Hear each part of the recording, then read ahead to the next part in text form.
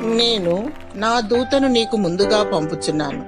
మత్తయి సువార్త 11వ అధ్యాయము 10వ వచనము. దేవుడు తన దూతను పంపి తన బిడ్డలమైన మనకు భద్రత, కాపుదల, కంచ, అగ్నిజ్వాలలను నియమిస్తాడు. తన వాగ్దానాన్ని నెరవేర్చువాడు. నీవు ఒంటరివైనను, దరిద్రపు స్థితిలో ఉండినను, నిన్ను ఆదరించువారు కరువైనను, సాక్షాత్తు తన దూతలను పంపి దేవుడు దుష్ట శక్తి ప్రభావమును లయపరిచి చీకటి శక్తులను పారద్రోలుతాడు. ప్రభువైన యేసుక్రీస్తు అపవాదిని వాక్యము చేత తరిమివేశాడు. నీవు దివారాత్రులు వాక్యమును ధ్యానిస్తూ స్వరమెత్తి దేవుణ్ణి స్తుతిస్తూ మోకాళ్ళుండి ప్రార్థించినప్పుడు అపవాది నీ యొద్ద నుండి పారిపోతాడు. దేవుడు నిన్ను, నీ సంతానాన్ని, బంధువర్గాన్ని, నీ ప్రదేశమంతటినీ కాపాడుతాడు.